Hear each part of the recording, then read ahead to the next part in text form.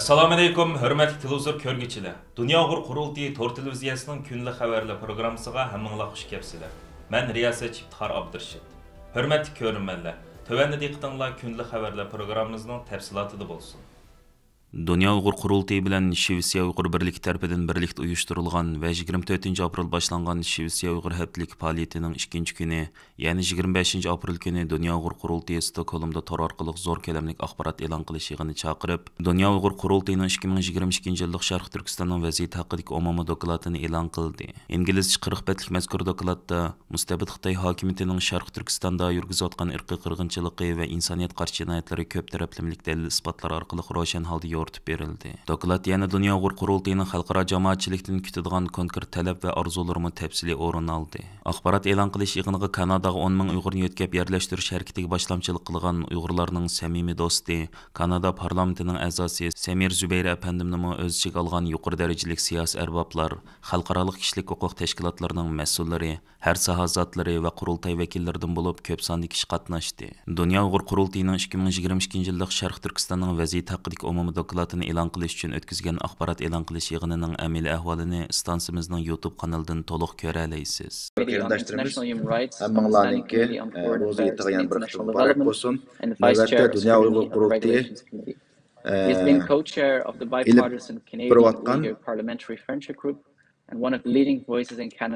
2022 yillik Sharq Turkiston 2022 yillik Sharq Turkistondagi inson haqlari dokladininki e'lon qilish yig'inining naq maydoni.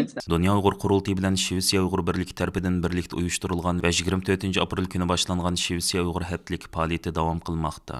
Shvetsiya Uyghur haftalik faoliyatining tunji kuni, ya'ni 24 aprel kuni tushdan keyin Dolqin Ayso boshchiligidagi qurultay heyeti Stokholmda kishilik huquqni kuzatish tashkiloti qatorliq ba'zi xalqaro kishilik huquq tashkilotlarining mas'ullari bilan dastlabki qadamda uchrashuv olib berib, ular bilan Uyg'ur irqiy qirg'inchiligini Shvetsiya parlamentiga qanday qabul qildirish masalasi haqida muzokara olib borgan edi. 25 aprel kuni Dolqin Ayso boshchiligidagi qurultay heyeti Shvetsiya parlamentini ziyorat qilib, Shvetsiyaning har qaysi partiyalarga mansub parlament a'zolari bilan ko'rishib, Uyg'ur masalasi haqida maxsus suhbat olib Bugun, ya'ni 26 aprel kunimi lager şahitlerimizden Qalbinur Sidiq ve Sayragul Savutbay xanımlarını öz içiga algan qurultay heyeti Shvetsiya parlamentida bir qator muhim uchrashlarda bo'ldi.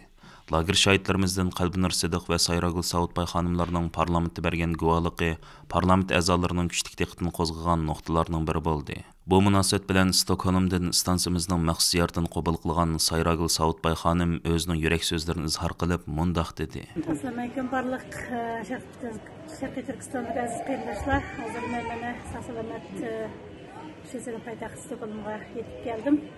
Atadan boshlab mishada Xudoyim buyursa, o'sha Sharqiy Turkistondagi Xitoyning zulmi ostida qirg'inchilik uchrab zulm ko'rayotgan xalqimiz uchun shularning ovozini yetkazadigan bir fursatlarni ching tutib, shularning ovozini yetkazmoqchi. Hamda Shvetsiya parlamentidan bu irqiy qirg'inchilikni e'tirof qilishni, ya'ni shu zulmga uchrayotgan xalqimiz uchun yordam qilishni talab qilamiz.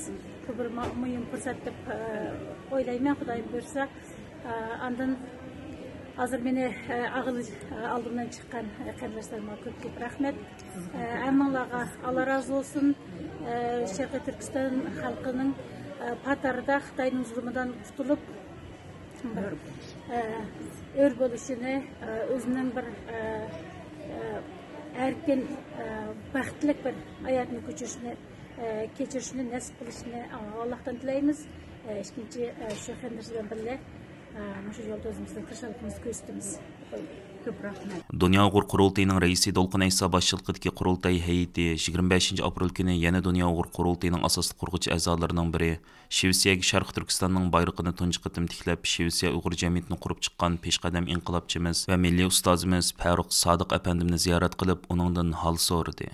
Dünya Uyghur Qurultayi bilan Shvetsiya Uyghur Birligi tarafidan birlikdə uyushtirilgan bu qatimki Uyg'ur haftalik faoliyatining asosli maqsadi Uyg'ur irqiy qirg'inchiligini Shvetsiya parlamentiga qabul qildirish va Shvetsiya hukumatining Uyg'ur irqiy qirg'inchiligini to'sib qilish va Uyg'ur majburiy amkiga chetishlik mahsulotlarining Shvetsiyaga import qilinishining oldini olish uchun maxsus qonun tadbirlarini yo'lga qo'yishni qo'lga keltirish bo'lib, Dolqin Ayso boshchiligidagi qurultay heyeti bu bir haftalik faoliyat jarayonida Shvetsiya Uyg'ur Birligining mas'ullarining hamrohligida Shvetsiya parlamenti va Shvetsiya hukumatini ziyorat qiladi. Shvetsiyadagi har qaysi siyosiy partiyalar, kishilik huquq tashkilotlari va ommaviy guruhlarning mas'ullari bilan keng doirada uchrashish ilib boradi. Yevropa parlamentida Uyg'urlarni qo'llash harakatiga boshlamchilik qilgan va bu sababdan Xitoyning embargosiga uchragan Uyg'ur xalqining sodiq do'sti, Yevropa parlamenti Xitoy munosabatlari komiteti raisi Reinhard Bütikofer 24 aprel kuni mazkur parlamentning Sharqiy Janubiy Osiyo davlatlari yig'inida so'z qilib, biz sistemlik raqobatchimiz bo'lgan Xitoy bilan hamkorlashishni xohlaymiz. Ammo bu hamkorlik hargiz o'xshash yo'lda bo'lmaydi. Kishilik huquq ko'ngil bo'lish bizning tashqi siyosatimizning qo'shimcha masalasi emas, balki yadroliq masalasi degan. Yevropa parlamenti Sharqiy Janubiy Osiyo ellari dialogining Twitter hisobida berilgan bu uchurga qaraganda, Yevropa parlamenti a'zosi Reinhard Bütikofer muxbir bilan qilgan suhbatida Yevropa parlamenti geosiyosiy rol o'ynamoqchi bo'lsa, dunyoviy ishlarni bir taraf qila olishi kerak. Xitoy masalasida aplab-saplab ish ko'rmasligi, balki amaliy va hushyor tadbirlarni elish kerak degan. Yevropa parlamentining Sharqiy Janubiy Osiyo davlatlari yig'iniga qatnashgan a'zolari Yevropa ittifoqining Xitoy qanday pozitsiya tutishi kerakligi, Xitoyning kunsiri yomonlashayotgan ichki va tashqi siyosatlari haqida fikr bayon qilgan. Ular yana Xitoyning kishilik huquq dafsanchiligini hamda Rossiyaning Ukrainaga hujum qilishiga sukut qilganligini qayta ayblagan. Yevropa parlamenti Xitoy munosabatlari komiteti raisi Reinhard Bütikofer apandi Yevropa parlamentida Xitoyning Uyg'urlarga yurgizayotgan irqiy qirg'inchilikni izchil turda ayblab kelgan va Yevropa ittifoqining Uyg'ur irqiy qirg'inchiligini to'sib qilish uchun amaliy harakat o'tishga chaqirib kelgan yuqori darajalik siyosiy arboblarning biridan iborat. Xitoyning Fransiyada turishliq elchisi Lu Shayi Fransiyadagi bir televiziya programmasida qilgan so'zida sobiq Sovet ittifoqidan ayrilib chiqqan davlatlarning egilik huquqining asosiga savol qo'yish kuchli diqqat qo'zg'agan edi. U so'zida sobiq Sovet ittifoqi davlatlarining xalqaro qonunlar asosidagi o'rni yo'q. Chunki ularning egilik huquqli davlat bo'lish salohiyatini amalga oshirish to'g'risida bir xalqaro kelishim yo'q degan. Xitoyning Fransiya turishliq elchixonasi va Xitoy tashqi ishlar ministrligi 24 aprel dushanba kuni Xitoy elchi Lu Shayining so'zlarining o'zining shaxsiy qarshi kelganini ilgari surib, zamin egilik huquqi masalasida Xitoy tarafining maydoni izchil va aniq. Xitoy taraf barliq davlatlarning egilik huquqi, mustaqilligi va zamin butunligiga hurmat qiladi va BDT nizomnomasining maqsadi va prinsipini qo'g'daydi degan bo'lsa-mu, biroq kuzatuvchilar uning so'zlarining Xi Jinping boshchiligidagi Xitoy hukumatining maydoni ekanligini bildirishmoqda. Dunyo Uyg'ur qurultiyining siyosiy va strategiya ishlariga mas'ul muavin raisi Dr. Erkin Akram apandi bu vaqtda matbuotlar qilgan so'zida har qanday bir elchining o'z davlatiga vakillik qilganligini, shu uning so'zini shu davlatga vakillik qiladi deb qarashga bo'lganligini bildirdi. U shundaqla Lu Shayining ilgari Kanadada elchi bo'lib turayotganda Tayvan masalasi hamda koronavirus masalasi haqida qilgan so'zlarining Xitoy hukumati tomonidan taqdirlanganligini aytdi. Xitoy hukumati Rossiyaning Ukraina qilgan tajovuzchilik urushni hozirgacha ayblamagandan sirt, Rossiya bilan iqtisodiy va savdo munosabatlarini uzluksiz kuchaytirib kelyapti. Rossiyaning Ukraina qaratgan tajovuzchilik Rossiyadan ayrilib chiqqan va Rossiya qo'shni davlatlarning egilik huquqini xavfga etib, ularni qattiq sarosimga solgan bir paytda Xitoy elchining bundaq bir so'zni qilishi 1991-yili Sovet ittifoqi yemirilgandan keyin mustaqillikka erishgan davlatlarning hamda Yevropa ittifoqidagi davlatlarning kuchli tanqidiga duch kelgan. Ukraina, Moldova, Fransiya, Germaniya, Chexiya va Yevropa ittifoqi amaldorlari Xitoy elchining so'zlarini bas-basda tanqidlagan. Buningdan boshqa Baltiq davlatlari bo'lgan Litva, Latviya, Estoniya qatorliq davlatlar o'z davlatidagi Xitoy diplomatlarini chaqirtib, bu so'zga izoh berishni talab qilganligini bildirishgan. Xitoyning Fransiyadagi elchixonasi voqeadan keyingi bayonotida Xitoyning Sovet ittifoqi parchalagandan keyin paydo bo'lgan davlatlar bilan tunji bo'lib diplomatik munosabat o'rnatgan davlatlarning biri ekanligini eskartgan. Va Xitoyning bu jumhuriyatlarning egilik huquqli davlat bo'lish salohiyatiga hurmat qilganligini ta'kidlagan edi. Dr. Erkin Akramning deyishicha, Xitoy tarafining bu inkosi O'rta Osiyo jumhuriyatlarini ozroq xotirjam qilsa-mu, ammo bu ulardagi andishni yo'qotishga yetarli emas ekan.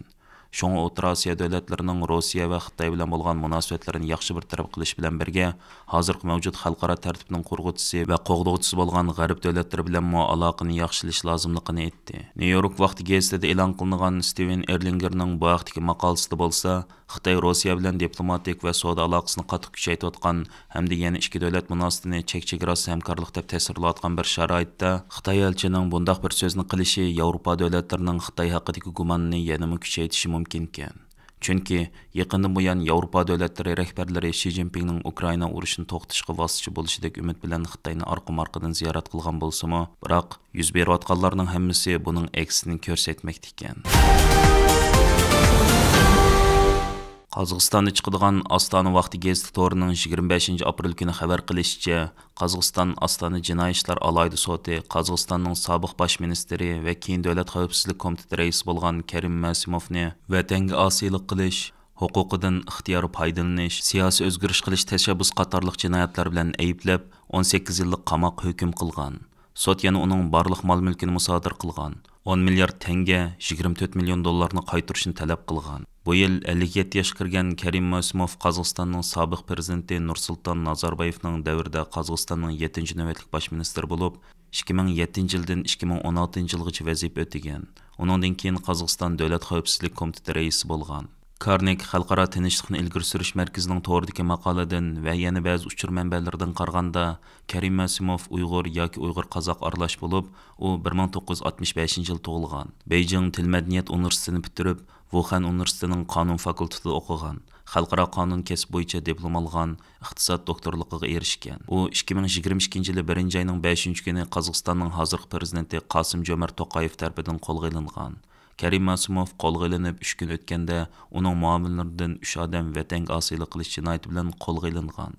Ularning hammasi Qozog'iston yuz bergan ma'lumotchilik sherik deb ayblangan. Qozog'iston taftish idorasining boshlig'i Barik Asilov Qozog'iston yuz bergan to'polonni 2021-yildan boshlab planlagan, ammo amalga oshmagan siyosiy o'zgarish qo'zg'ash deb ayblagan va buning bosh javobgarligini Karim Masimov qatorliqlarga artgan. Ammo 2022-yilning 5-ida diplomat to'g'riga chiqqan bir xabarga asoslanganda, Qozog'istonda chiqqan hukumatga qarshi harakatning sababi asosan hukumatga chiriklik va iqtisodiy tengsizlik bo'lib, Nazarboyevga sodiqlik bilan xizmat qilib kelgan Karim Masimov yangi hokimiyat beshiga chiqqan siyosiy raqiblarining qurboniga aylangan. Aziz ko'ruvchilar, yuqorida diqqatingizga kunlik xabarlar programmamizning tafsilotini sundik. Kelar qatimliq sonimizgacha ko'rishgacha omon bo'lgaysizlar. Stansiyamizning YouTube kanaliga a'zo bo'lishni unutmang. Allohga omonat.